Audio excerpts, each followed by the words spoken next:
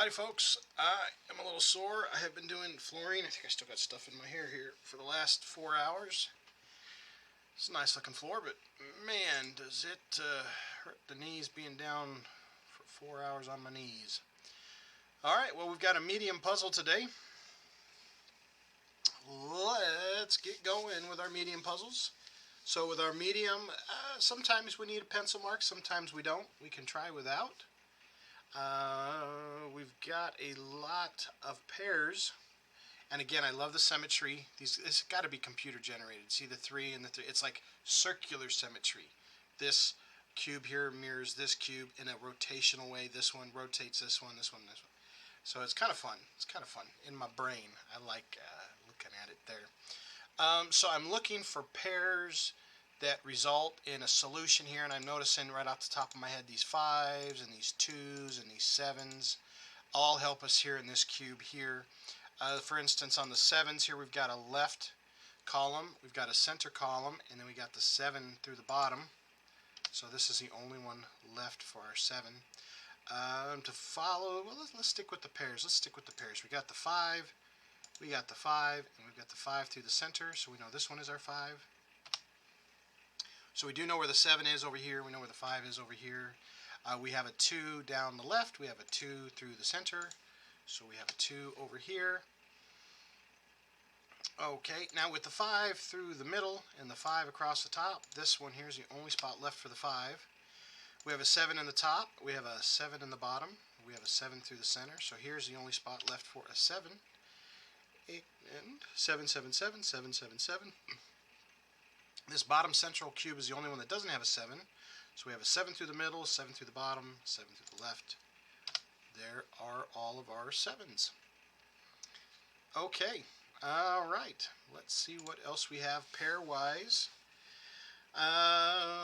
Let's see here. Okay, so this is a medium puzzle. So let's take a moment and talk about what I call is a ghost row. Alright, so here's a 6, right? So we know that in this top cube, there cannot be a 6 here, but there can be a 6 here and here. So down here in this bottom cube, we know this column can't have a 6.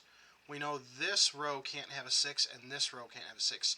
So we have 2 spots that can have a 6 right here. Now this is what a ghost row is what I call a ghost row. These 2 spots, one of them has to be a 6.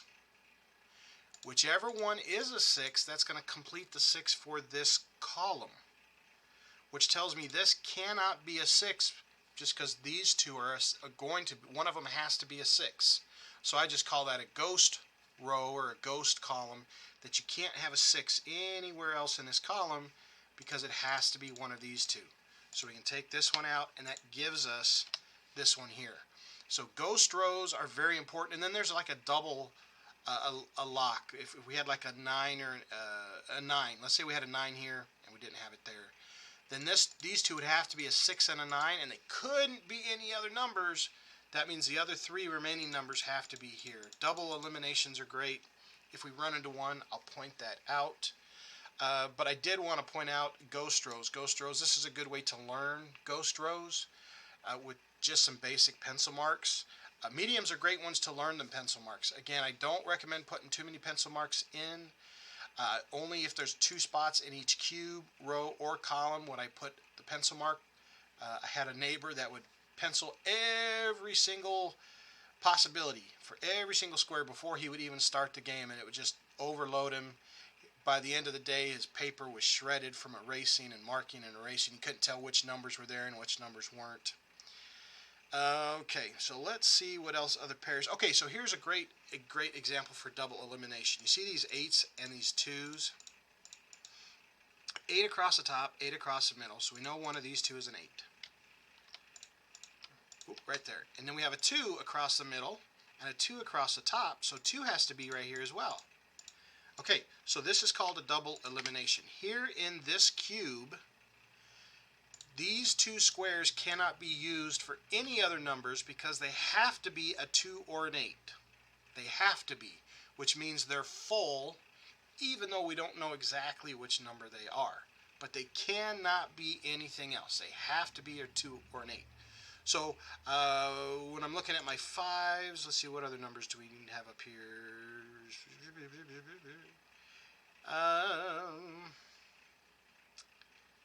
Well, the 5 doesn't really help out a whole lot, but the 6, we could come up. That doesn't help out a whole lot either just yet, but that's what a double elimination does. And it can happen in a row, it can happen in a column, or it can happen in a cube. Very, very helpful in eliminating possibilities in certain areas. Okay, so like if we wanted to look at this row, okay, so we have a 9, we have our 8 marked, it's one of these two, we have our 7, now we need a 6, but it can't be either one of these two, even though there's a 6 here, but there's no 6 here, but it still can't be it because it has to be a 2 or 8. Can't be here, and it can't be here. So in this row, 6 is either here or here. Okay, we've got our 5. We need a 4, which there's not a lot of 4s to be helpful, so it could be in any one of those 4s. We need a 3. We'll see we have a 3 here and a 3 here. So we have 2 spots for our 3. We've got our 2, already identified where it's going to go, and then we need a 1. We've got too many spots. Again, see, I'll only mark it when there's only 2 spots because I don't want to overwhelm my markings. Okay, alright, so I'm looking at this cube here. Anytime you see a pattern where there's like a row, you want to double check. See, this 8 comes down and it completes this row, so I know, or column, so I know this has to be our 8. Okay, so we're missing 3 numbers here in this cube, so I can tell you what those are, which actually tells me what this number is.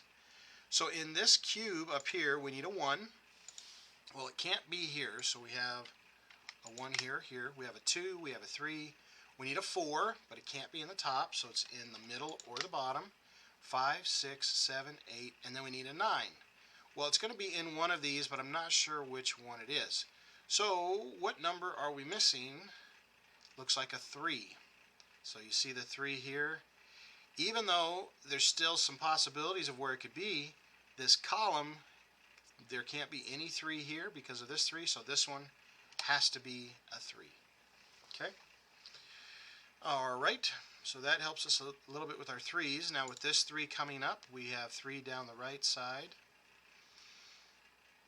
Alright, I'm just kind of wandering. I'm not very methodical on this one. Sometimes I'll go cubes, sometimes I'll go by numbers, go by pairs. Like here's a pair of 2's.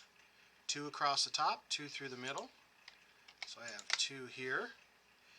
This one here needs a 5, and I've got a pair of 5's. 5 through the middle, 5 through the bottom. So this one has to be our 5. We now have a 5 here, left and center, and a 5 through the bottom. So 5 has to be in one of these 2 spots. What other pairs do we have? Do we have a pair of 4's? Nope. But we are missing just 3 numbers here. We've got a 1, we've got a 2, we've got a 3. We need a 4. Well, it can't be here. In fact, with this 4 and this 4, we know the 4 has to be here or here. But it could be here or it could be here. There's our 2 in this row. 1, 2, 3. We've got our 4 marked.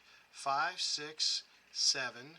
Then we need an 8 and a 9. So here we have a 9. Okay, here's that double elimination in a useful way. See this 4 and this 9? 9 can't be here, so 9 has to be here or here. So right here, folks, this is what I was talking about, that double elimination. Even though I don't have any way to say this can't be an 8 or this can't be an 8, because of this 9 and 4 blocking this spot, 4 and 9 have to be here in these 2 spots. They are double eliminated. I cannot put any other number, just like I did with this 2 and 8, I cannot put any other number in these 2 spots. Only a 4, only a 9. That leaves this as my 8. Okay, so that double elimination, very important, gave us a solution because it forced us to not be able to put them in another spot. All right, so enough with the rant. I was excited because I saw it. That's what a double elimination is. Okay, back to some pairs.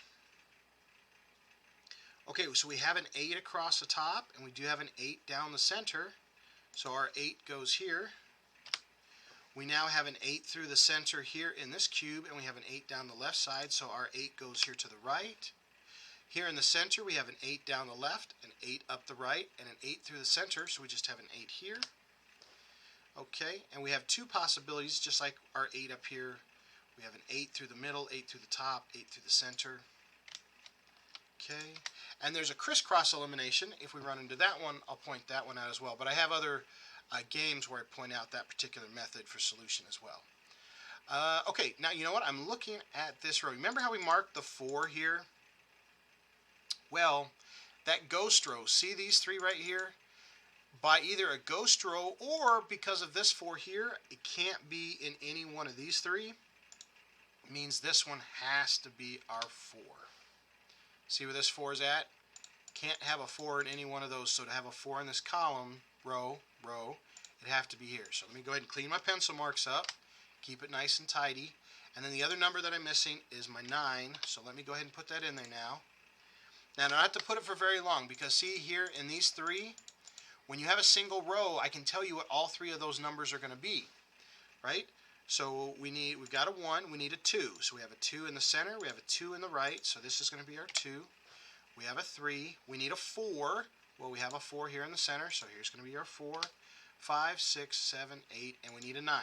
There's our 9. Now here, these 2 are double locked, so if our 9 is here, that means our 9 has to go here. Our 1 has to go here, and now we're just down to one missing number. 1, 2, looks like a 3. Okay, very good. All right. I was just kind of looking over the 3s here. I see this 3 now comes down here to the left column, and there's only one spot left for a 3. So I have 2 numbers missing here. It looks like a 1 and a 9. So we can put those in, a 1 and a 9. 1 and a 9. Now that does a ghost row for us. They're double locked. We have a 1 already completing this column, and we have a 1 in the right column. So that means our 1 goes in the middle. We have a 9 in the left column. We have a 9 in the center column, and we have a 9 across the bottom row.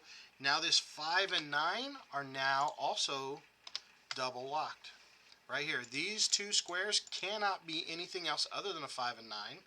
Which tells me in this column, this one has to be our 3. That's the only number left, and it can't be in either one of these 2 spots because the 5 and the 9 won't let it be here. So let me clean up my pencil mark. We got the 3 already, so I can get rid of this 3. Okay, all right, that's good. We'll get rid of that pencil mark. We have our 5 and our 9, and now we have 2 numbers here that are missing. A 6 and, let's see, 1, 2, 3, and our 4. We'll see our 4 is up here. So the only place for the 4 to go is here, which makes this one our 6 because, again, 5 and 9 can only go here. So here's our 6 comes across, and we now have our 6 resolved. Clean up my pencil mark. Try to make sure to keep those pencil marks nice and clean, or I will get confused. I get confused way too easy. Okay, all right, so I'm wanting to bounce around here. So I know these 2 are a 2 and an 8, that double lock, right? So here is just a single number, which is going to be our 1. Also, with the 1 coming across here and these 2 being a single lock, or double lock, only leaves this 1 top spot for the 1. Now we have a 1 through the middle, 1 through the right, 1 across the bottom. Just leaves 1 spot here for the 1. All right. Okay. All right, so here in this row we just have 1 number missing. 1 looks like a 2. 3, 4, 5, 6, 7, 8, 9. Very good. Okay, so I've got 3 numbers missing here. We've got a 1, 2, 3, 4, 5. We need a 6. Okay, so 6 cannot be here, but we do need a 9 as well. Remember, we've been doing all this double elimination here with this 8 and 9. That means these outer ones have to be an 8 and a 9, which means the center one has to be our 6 because that's the only spot left because we have a double elimination. So we get to do a lot of double eliminations here in this game, which is great. That's a good experience to have when you're playing these medium games. Now, okay, remember we had this double lock down here? So that means I can tell you what the numbers are here. I've got a 5 in the left, I've got a 5 in the right. So this has to be our 5. And so if that's our 5, that's got to be our 9, that's got to be our 5. We've got a 4 across the top. This is the only spot left for our 4. And then this was a 4 or a 9, which we've got our 4. That's our 9. I'm just following it around the board. There's our 4. Clean up my pencil mark. Okay. All right, so we have, what do we have down here? A 1 and a 4. So we have our 4 here. Got our 1 here. Now that helps us with this 1 and this 9. Okay, we just have one number missing here in this row, which is our 9. We've got 2 numbers missing here, but only 1 in this column can be a 2. 1 number missing, 1, 2 looks like a 3. Okay, and now that we have this 2 here, we know that this one is our 2, we know this one is our 8. Now that that one's our 8, we know that one has to be our 9, we know this one is our 8. And we've got a 1, a 2, we need a 3. Well, it can't be on the left side because there's already a 3, 4, 5. We need a 6, only spot left for it. All right, 1, 2, we need a 3. Well, it can't be in the middle. 4, 5, 6, 7, 8, and 9. There we are, folks. So I hope you enjoyed that one. We had a lot of double eliminations. We had ghost rows and lots of pencil marks. So we got that done in about 16 minutes. Not bad. Try not to overwhelm yourself with the pencil marks, but find out what works best for you. If doing 2 helps you, that's great. If you need more, that's fine too. Find out what works good for you. That's the fun of it, is finding sometimes your own way to solve it, your own sleuth and detectiveness. Get your mind to go in there. And feel free to comments, suggestions, and challenges. I welcome them all. Thank you all for watching, and we'll catch you all later. Bye.